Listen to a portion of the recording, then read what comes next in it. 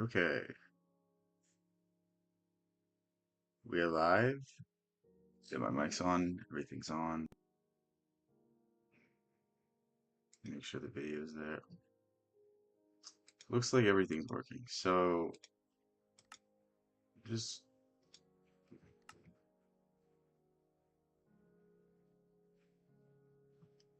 I don't know, how long did I shoot for yesterday? 2 hours. I'm gonna probably do like an hour right now, and then I'll do something else later.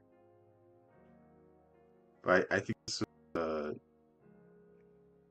nice use of my time because I was able to one play Minecraft, so there was like the Subway Surfer element of it, and two talk about stuff, which I think is cool.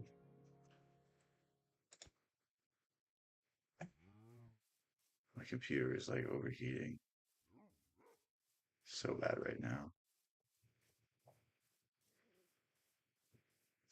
I gotta build a house at some point. Looks like there's something over there.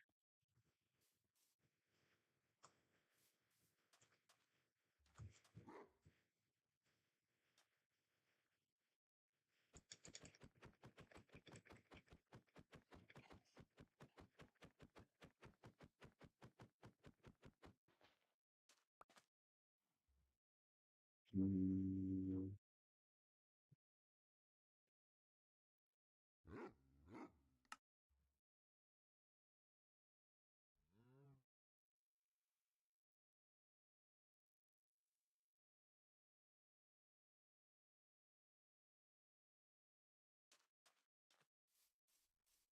it's getting dark, scary.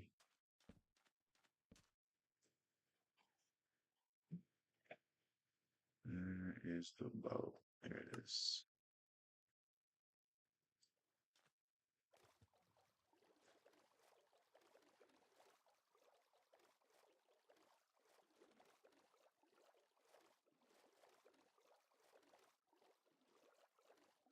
Is the music not playing? So I don't hear it.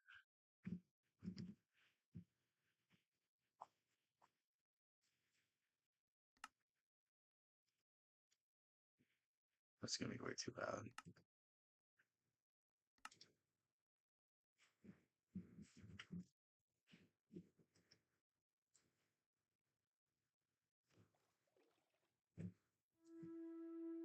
Okay, I hear it. I don't know why my laptop is overheating so much. That is way too loud.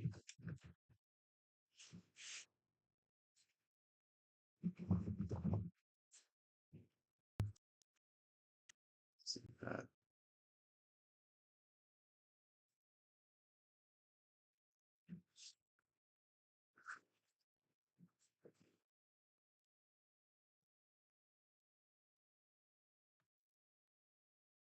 That should work.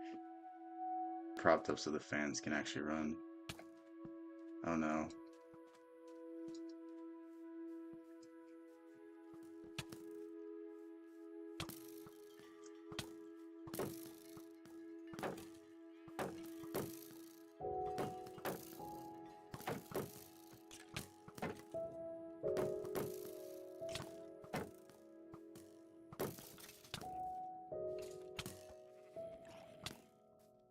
I don't know, something saved me from mine. This is not good.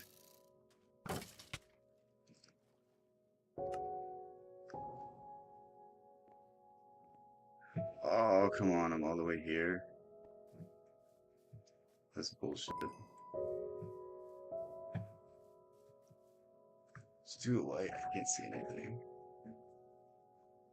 There we go. There's no way I survived that. Why is this full screen now?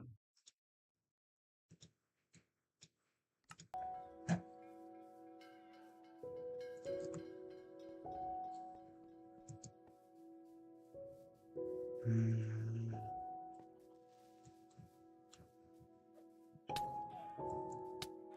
Why is there a wizard?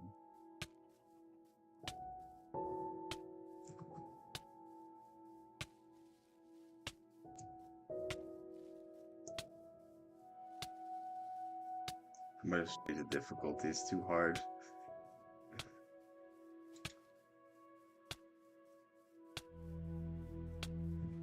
So stupid.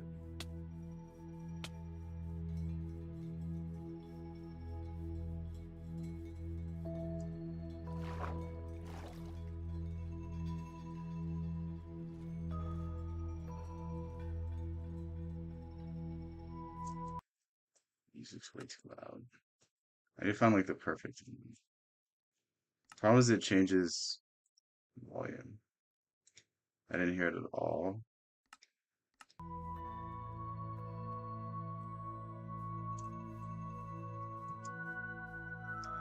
Alright. There's a skeleton, I'm dead. You gotta be careful.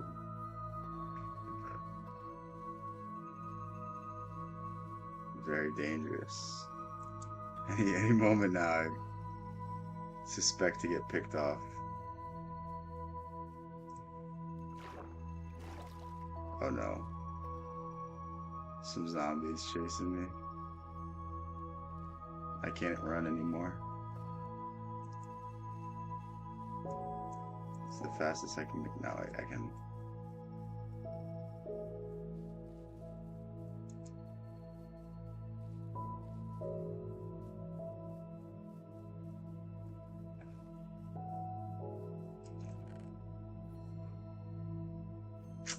Damn, I have any bad rotten flesh.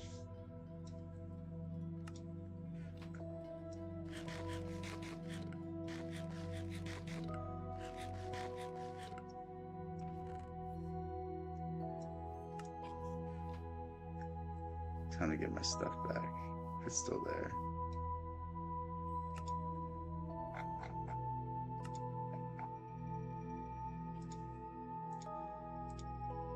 It's so bright.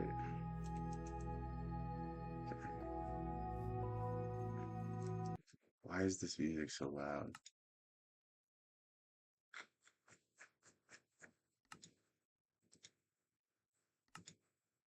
Literally non-existent, still loud.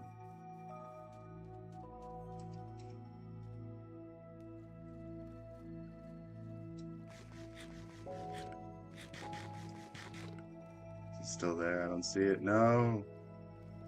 Oh wait, there it is. All my torches and everything.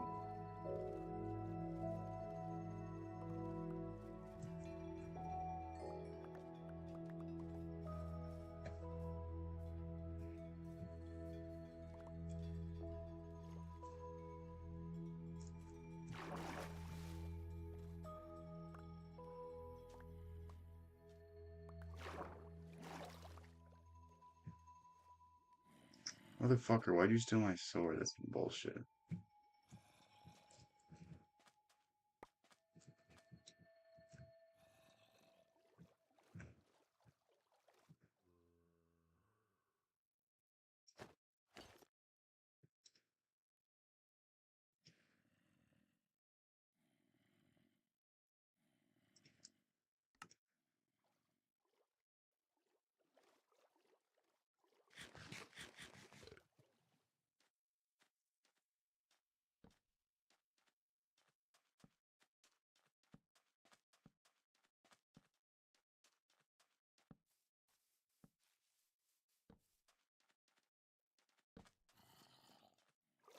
No. Oh no. Oh no, I see a skeleton with armor. I gotta run.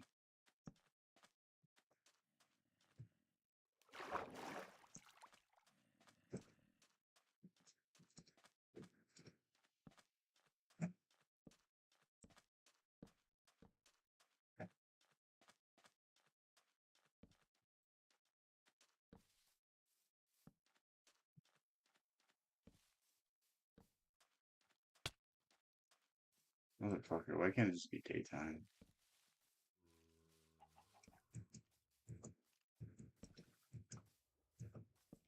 So annoying when try to do something, all these dumbasses just start chasing you.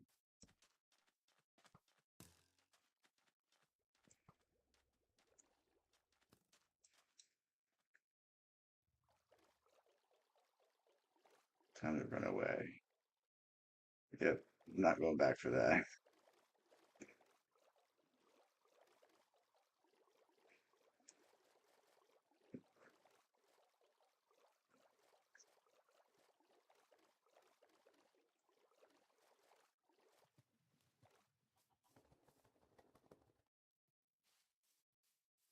What's up, ambiance? How's everything? Yeah, it has been a long time. Trying to think of the last time I remember you being here. No, I'm not throwing shade. It's just I haven't streamed in I just started streaming again last week, and not even that consistent at that.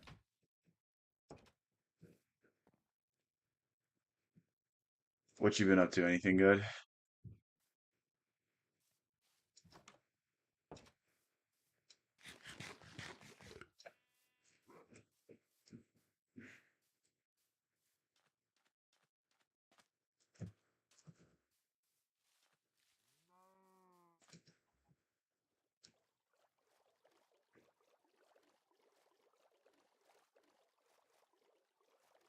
All right, we go back.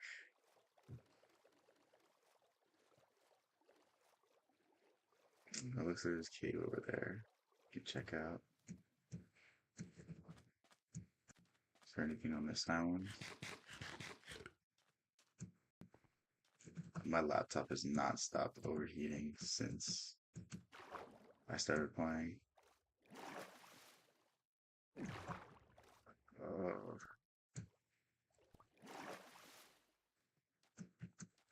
I feel like I need to probably put my mic further away from it because it's bothering me.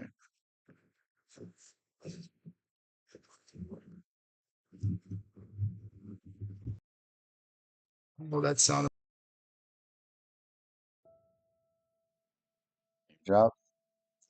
It might be. I don't know how to fix that though. I have to go to my Streamlabs.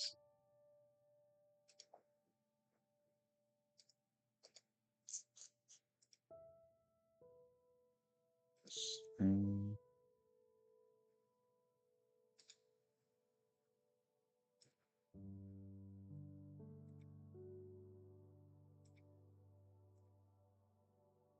can't change any of it right now. I have to look up how to do that. Hold on, let me see if there is.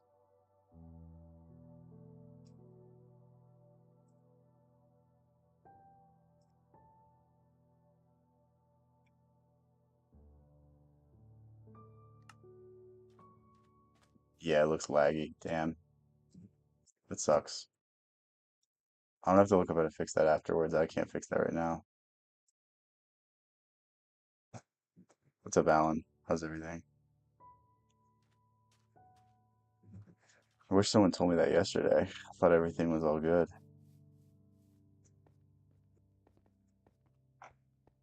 What's going on, Banjo? How's everything?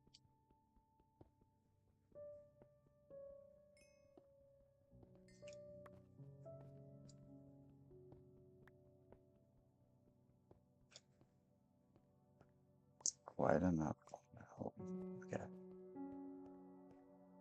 Is there anything cool over here?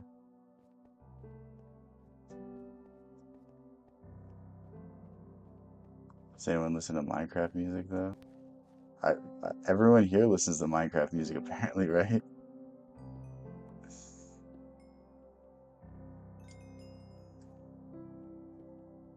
That's good to hear, Banjo.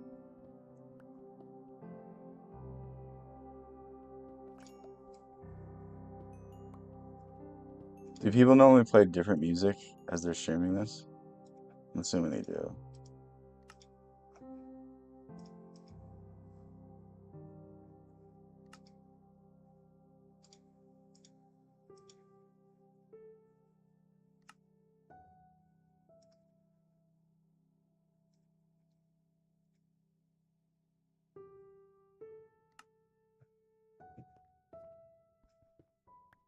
You were recently introduced to the soundtrack.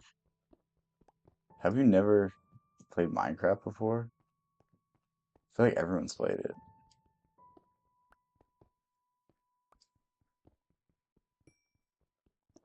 I feel like it's the perfect game to play and kind of just like forget about. You know what I mean? Like like you don't really, not that you don't have to pay attention, but it's more so like I can just like mindlessly like build a house or do something else.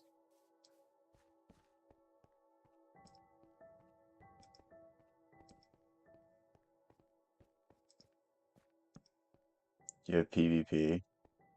I'm not doing that. You're gonna beat me too bad. Dude, I died to like two zombies like 5 minutes ago. I'm not doing that. There's like 0% chance I win. Like, I'm glad nobody was making fun of me when it happened because it was very bad. What's up, El Divo? How's everything?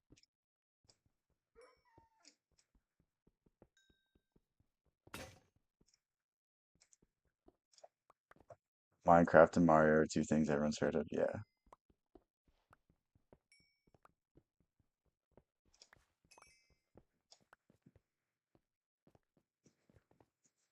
Dude, the funniest thing is that the Minecraft movie made more money than Superman and Fantastic Four combined. It's like, who would have thought? Such a funny thing. Like, the movie was so bad. It really was. The Minecraft movie. It was one of those movies you're like, I I don't know what I just watched. It was like complete slop, but it didn't take itself serious.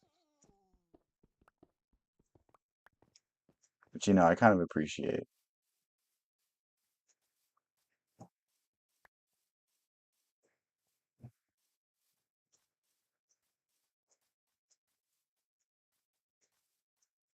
Like, there's a certain thing to like a TV show or a movie that knows it's bad and kind of leans into it. Like, a good example of that is Cobra Kai. Dude, that show had no reason to be as good as it was. Like, the ending was tremendous. It really was. It wrapped up the characters perfectly, and you're just like, wow, you should have had these people handle Game of Thrones. Is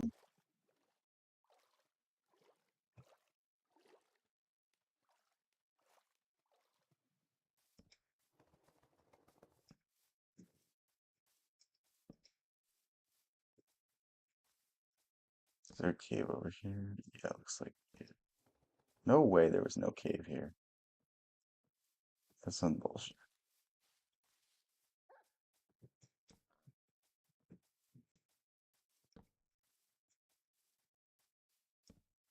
You just won. Well, I mean, you're gonna win if you played me anyway. Again, I died to two zombies on like normal difficulty. You think I'm gonna be able to beat anybody in this game? That's a tall order. Is there seriously no cave?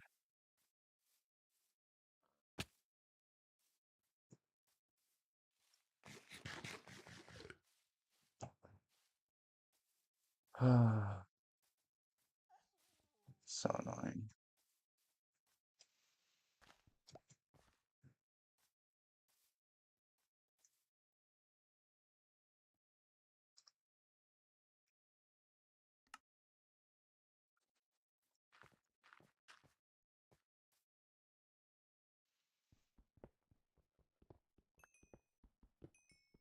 It's killing me. I gotta get a better chair.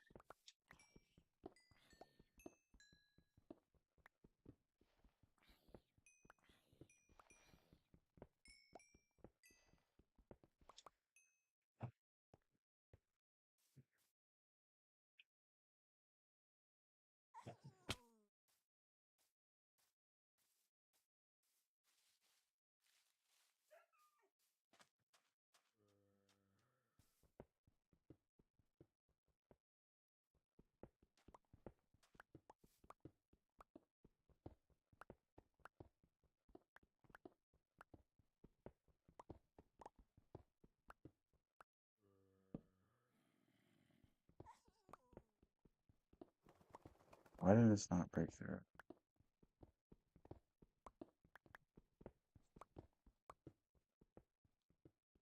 I'm just an idiot. Don't answer that.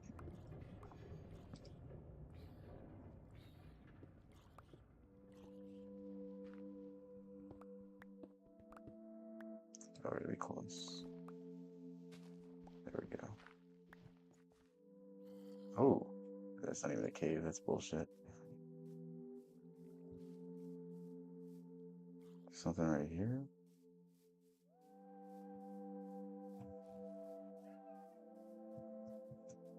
Yeah.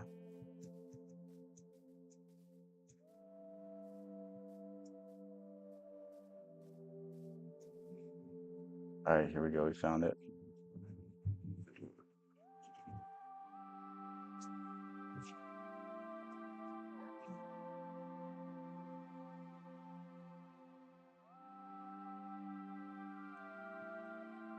Hips are killing me. So annoying. I feel like my body isn't broken enough where I need to like spend a lot of time. Oh, come on. Don't kill my dog, asshole.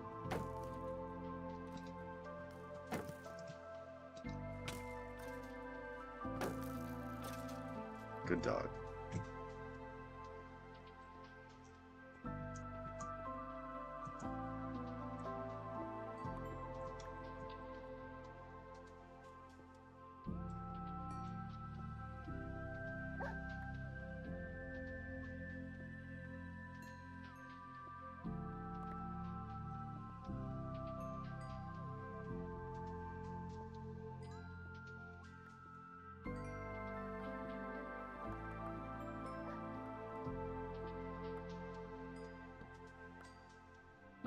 I feel like I'm getting bored of this already. We're gonna go to. I queued up some videos yesterday, so we'll do that.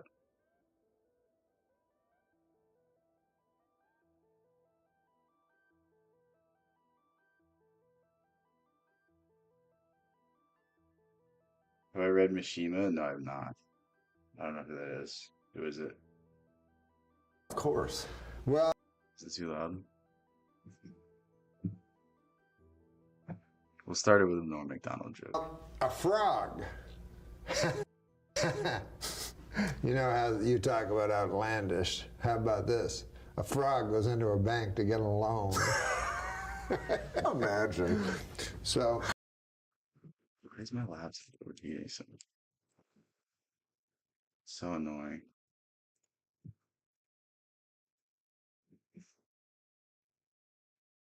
Of course, it stopped. Open up my task manager. Yukio Mishima. Mishima. No, I've never read him. The frog goes up to the lady, and she has a little name tag on, as they do.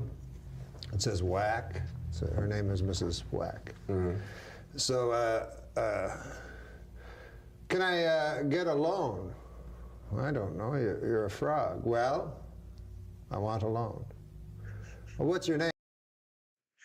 If anyone doesn't know who this is, you should really Google him after this stream. Kermit. Why is this not working? You're not Kermit the Frog. No, no, no. I was. Is my laptop just gonna explode? Like, please.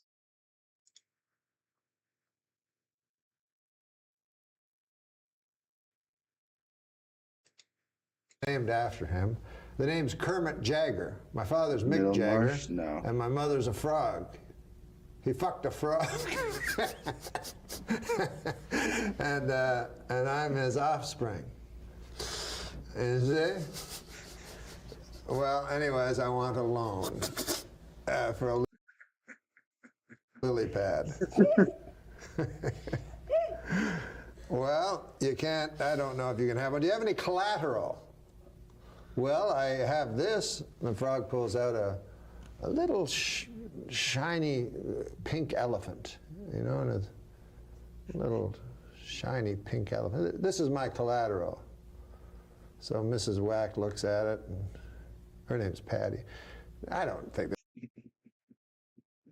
this is much collateral, you know, but I'll talk to the bank manager about it, you know. There's a frog out there, Kermit Jagger, gave me this damn thing. Did you know, have any idea what this is? The bank manager says, let me see now. I don't know why I find this so funny. I'm laughing before he says it. What is this? This is a knick-knack Patty Whack, give the frog alone. His old man's a rolling stone. So much involved. A lot of moving parts. Yeah, a lot of it all came.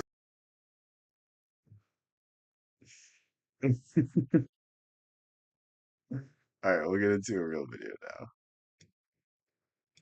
I feel like I gotta share as much Norm Macdonald as possible because he's just the best. Any thoughts on what? I don't know what you mean. That is what they suffer from. The fear of finding oneself alone. That is what they suffer from, and so they don't find themselves at all. Human beings are social by nature and unfit to endure extreme cases of isolation.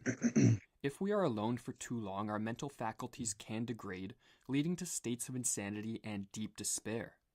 The use of solitary confinement and exile are practices I think it's when it's imposed by force, I think that's when it makes people crazy. But like if you were to live out in the woods for a while alone, I don't think it would make me go crazy. I don't know. I think I would enjoy it to a certain extent. with ancient roots, indicating that people have long understood just how deeply the fear of isolation runs through our veins. But in the modern day, our fears are not restricted to extreme forms of isolation. Rather, many of us fear being alone for any extended period of time. In this video, we'll investigate this fear, explain the detrimental effects it can have on one's relationships, and explore the benefits of overcoming this fear and learning to find solace in. I mean, think about it like this. Like, have you ever been with someone and they can't sit still, they can't sit alone, they can't be left to their own devices without having to spark up a conversation? That's not really somebody that, again, I'm not talking about people that are just friendly. I'm talking about people that like literally can't sit without speaking. And there's a certain forced nature to this. Like, have you ever been in a terrible conversation and you understand that that person doesn't really want to talk to you? They just don't want to be in silence. And that's really one of the worst feelings that you could ever go through. And honestly, the more that you could be okay with yourself, the more you can be okay with others. You know, because all of your difficulties in life, all your problems in life purely stem from your inability to accept yourself. I mean, it's a broad generalization, but it really is the truth. Everything that you deal with on a daily basis is your inability to deal with your own nature. Solitude. Many thinkers have suggested that the fear of solitude is at root a fear of oneself. In our normal daily routines, busied with work and chores and most often in the presence of others, our social persona comes to the fore, and frightening thoughts and emotions are pushed outside of our awareness. But when away from the restricting confines of others, these darker aspects of ourselves tend to rise to the surface and make their presence known. It is what one takes into solitude that grows there, wrote Nietzsche, the beast within included. Hence, there is a Think it's like this, you put on a persona to be around other people. And who you are around other people is never the same as who you are when you're alone. And it's this gap that it really causes a lot of our issues because if you're pretending to be someone else around everyone else, then when you're alone you feel inauthentic. And it's vice versa. danger in spending a significant amount of time isolated from others, as there will come a time when, broken down by the beast within, solitude will weigh us down and become a great curse. There are some who can endure this crisis of solitude, and through a heroic effort tame and integrate the darkness within. But most would be destroyed by such a confrontation, which is why Nietzsche thought many should be dissuaded from solitude. The default response for those for whom solitariness is too heavy a weight to bear is to cling to others to ensure they never feel alone. One man runs to his neighbor because he is looking for himself, and another because he wants to lose himself. Your bad love of yourselves makes solitude a prison to you. Your bad love of yourself makes solitude a prison to you. So basically what I just said, Nietzsche just said it like 120 years, 140 years before me. But basically what I want you to start thinking about, because this is an important idea, because this doesn't just apply to being in a social setting with other people, it applies to being alone as well. And I think being alone versus being in a relationship has a much deeper implication to it. Whereas I think it's pretty easy to like, you know, be in the car driving to yourself listening to music. Like I feel like you can pretty much numb your thoughts nowadays, but there's this conception that like I'm not good enough because I'm not in a relationship with somebody. And a lot of people, this builds into something that's like, well, I found somebody that doesn't really fill all my boxes, doesn't really conform to who I am as a person, doesn't really like who I am as a person, but they're there, so I'm going to be with them. Which is the same thing as when somebody gets out of a relationship and rushes right into a new one.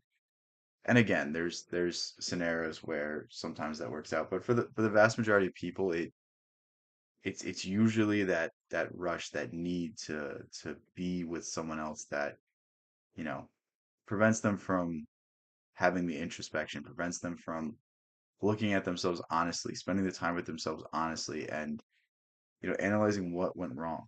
What did that person do to break down that relationship? What can they do for a future relationship that won't lead to the same issues? And I think this is really where a lot of self-development lies in. It's the ability to be alone with your thoughts and be honest with yourself. Because if you're honest with yourself, then you can tell yourself what you did wrong. You can tell yourself what you didn't like. You can, you know, say that, you know what, in the next time that this event occurs, I'm going to do this thing differently. And that's really where a lot of the growth in your life will come from. But if you're constantly dulling yourself, if you're constantly distracting yourself, if you're constantly finding the need to go on social media, finding the need to, do stuff aside from be alone with your own thoughts, then you're not going to have this opportunity. And that's really what, think about solitude in the terms of like you alone with your thoughts and that's all you're doing. And I think we don't even have solitude today. Those who lose themselves in others may be saved from their solitude, but they always turn out to be crippled versions of the person they could have become. In order for us to actualize our potential, we need to fulfill what the psychologist Abraham Maslow called our meta needs or highest needs, which include the drive for truth, beauty, and goodness. These needs, as Ernest Becker noted in his book The Denial of Death, cannot be completely fulfilled by other people. It is impossible to get blood from a stone, he wrote, to get spirituality from a physical being. Any attempt to fulfill the totality of our meta needs through an intimate relationship will result in a godlike idealization of the partner. So think of the relationships where one party idolizes the other and forgets about themselves.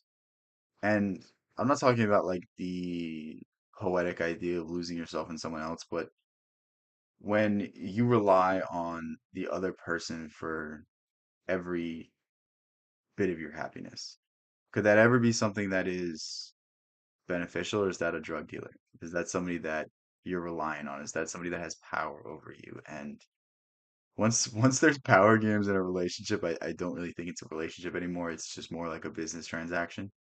Um, and that's really the problem with I think a lot of modern relationships is that you need the person. You don't want them. And that's really the sad element of it. It's like without this person I couldn't exist. Without this person I couldn't be happy. And it's like that's not really a good thing. It's not.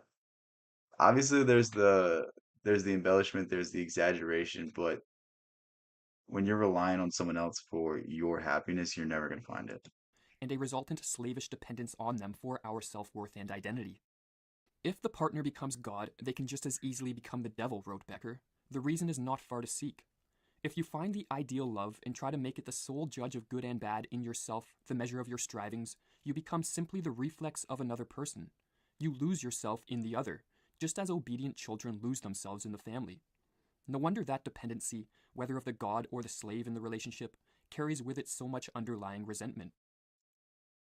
It's like the unconscious recognition that this person has so much control over you, and human beings don't inherently like that amount of control over them. I think if you can see the way people affect you and you can't do anything about it, it's one of the most frustrating things. To ensure we don't, like many individuals today, fall victim to dependence driven relationships, we must develop what the 20th century psychoanalyst Donald Winnicott called the capacity to be alone. When the fear of solitude makes us dependent on others, When he says the capacity to be alone, think about it differently. I don't know if the guy's going to describe this, but think about it in the sense that like, are you alone when you're on your phone? Are you alone when you're on social media? Are you alone when you're doing any of these activities? Not really.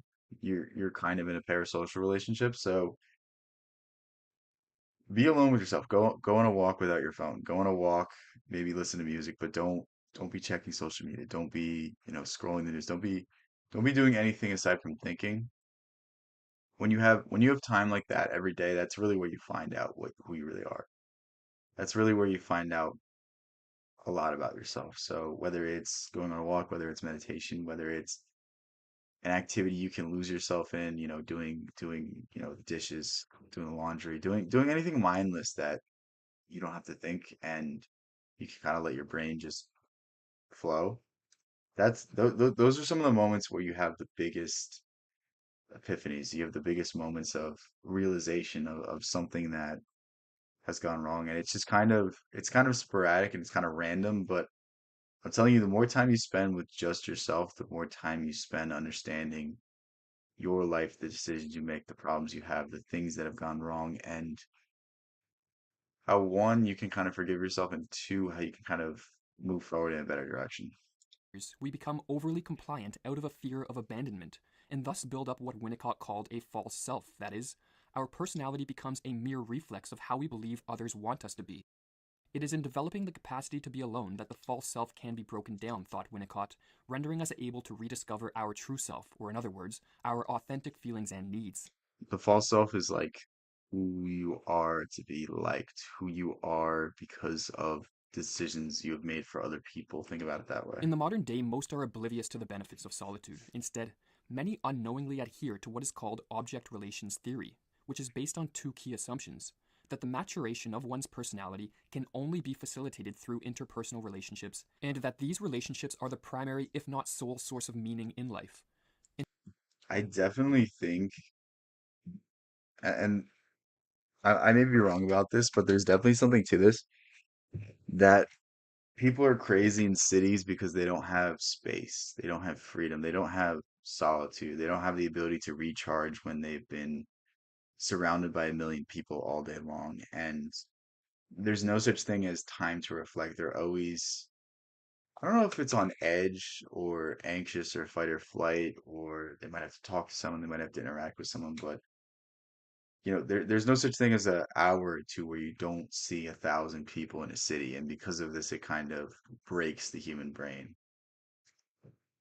In his influential work Attachment and Loss, John Bowlby, an adherent of this view, wrote, "Intimate attachments to other human beings are the hub around which a person's life revolves, not only when he is an infant or toddler or schoolchild, but throughout his adolescence and his years of maturity as well, and on into old age."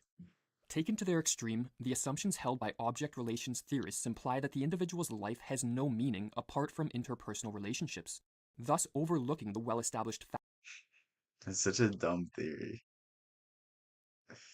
I swear, most of like these theories, most of these philosophies is literally trying to cure the philosopher's existential crisis.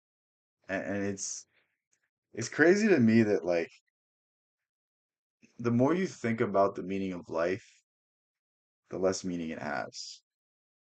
The more you go searching for an answer, the further it is from your grasp. And there's something to like the meaning of life is life. The meaning of life is to live. The meaning of life is to devote your time and attention into things that matter to you. And any thought after that is just nonsense, just speculation and missing the point. Like, I promise you, if you spend every moment of your life doing things that you enjoy, you know, doing things for people that you care about, doing things for people that you love, trying to bring good into the world, if you spend every moment of your life doing that, you don't have to ask the question, what is the meaning of life? It's people that are petrified by this fear, this anxiety, this apprehension to throw themselves into the deep end that don't understand this idea. And it's really quite unfortunate because there's almost like a level of intelligence where people are too smart to understand that the answer is right in front of their eyes. And they're like, it can't be this simple. There has to be this grand purpose. There has to be this chaotic unfoldment that I can make sense of. And it's like, no, it's right there. Just be happy. Just smile. Just enjoy your life. Just understand that every moment that you spend better be spent doing something that is for you, is for the people you love, is for something that is noble and righteous. If you do that, what else could you ask for? There's literally nothing. Fact that meaning can be found and personal growth stimulated when we cultivate, in solitude, a relationship with some form of creative work that consumes our attention. As the 20th century psychiatrist Anthony Storr argued in his book Solitude, A Return to the Self, it is in the struggle to give form and order to an external creative work that we also, often without knowing it, are imposing form and order on our mind. Maturation and integration can take place within the isolated individual to a greater extent than I had allowed for. Introverted creators are able to define identity and achieve self realization by self reference, that is, by interacting with their work rather than by interacting with other people. It is this ability to achieve self realization by developing a relationship with our work that led the Russian author Fyodor Dostoevsky to claim solitude for the mind to be as essential as food is for the body. It's okay. So the easiest example I've ever heard is this. Think about a nursing home. You know, there's the phrase age is wisdom, but if that's the case, then there wouldn't be people in nursing homes that are complete fools. And that's just a simple reality of it. There's old people that have lived and died and not learned anything. And there's young people who know a lot. And it's not age that creates wisdom, it's introspection that creates wisdom. It's the ability to look at yourself and the ability to look at yourself objectively. It's the ability to rationalize things. It's the ability to analyze the way you respond in real time to different stimuli and understand that you did it wrong and work on that and improve it and look how other people do it and be inspired by them and say, you know what, I think this person has the right approach and then apply that. Like it's the ability to do that, the ability to be honest with yourself, the ability to overcome your ego through introspection, through solitude that really leads to a whole lot of self-discovery and a whole lot of self-mastery. But yeah, Dostoevsky is interesting though, because Dostoevsky would li- like there's a few geniuses that are borderline insane, and Dostoevsky is one of them. Um, he would be in the streets of Russia, on the subway, on the bus, all these different places, and he'd be muttering to himself the text of the manuscripts he was writing. And meanwhile, you just look over and you're like, this guy's talking to himself and he's using different voices and he's responding. And meanwhile, this is one of the greatest geniuses who ever lived, and he was playing out the parts of all of his characters. I'm pretty sure this is a Dostoevsky quote. Um, I'm gonna feel bad if I attributed a quote of someone else to him, but basically, it's not that one of your characters is a representation of yourself, but all of your characters are a representation of yourself. They all represent a certain element of your psyche. In solitude, we can forge our character away from the often constricting external demands of others and maintain our independence in the relationships we do cultivate, thus ensuring we do not, like many today, lose our identity in them. Yet as we learn to flourish in solitude, we must not dismiss the dangers of it which Nietzsche spoke of, dangers which led Goethe to write, "There is nothing more dangerous than solitude." We can increase our capacity to deal. There's nothing more dangerous than solitude. I think solitude's a gift and a curse. For people that are good with being alone, for people that are recharged with being alone, it's the greatest gift. And then there's other people who are afraid of their own ideas, afraid of their own thoughts, afraid of themselves. And solitude forces you to spend time with yourself. It forces you to think about yourself. It forces you to think about everything that you've done. And some people don't like that because some people don't like who they are, don't like the things they've done, don't understand that, you know what, I can't change these things. I can grow and I can learn and I can be better. But, you know, some people don't believe in forgiveness, not even for other people, but for themselves. And there's one thing that you should learn. If you can forgive yourself, that's the greatest gift. That's really how you become who you've always wanted to be, is through the idea of self-forgiveness, the idea of letting go of everything that's happened to you, letting go of everything that you've done, and making it a mission for yourself to be better. Making it a mission for yourself to say, you know what? those things have come and gone, and I'm a different person now. I've grown, I've learned, I've changed. I don't make the same mistakes. I don't say the same things. I don't do the same things. And that's really where something special is, that idea. We can increase our capacity to deal with these dangers, however, if we consider the possibility that the benefits of solitude are embedded in its dangers, meaning that it is only by voluntarily seeking out solitude and confronting the darkness within that we can extract the benefits of being alone, and perhaps even eventually attain the rare self confidence of one who has gained sovereignty over himself. As the poet Rainer Maria Rilke wrote, "You should not let yourself be confused in your solitude by the fact that there is something in you that wants to move out of it. We know little, but that we must trust in what is difficult is a certainty that will never abandon us. It is good to be solitary, for solitude is difficult. That something is difficult must be one more reason for us to do it." That something is difficult must be one more reason for us to do it. That's a tremendous quote. All right, with that, I'm going to end the stream. Thank you guys for being here. Thank you guys for having a good time. I, I will catch you in the next one. And after I after I end the stream, I'm gonna post a video, so stay tuned for that as well.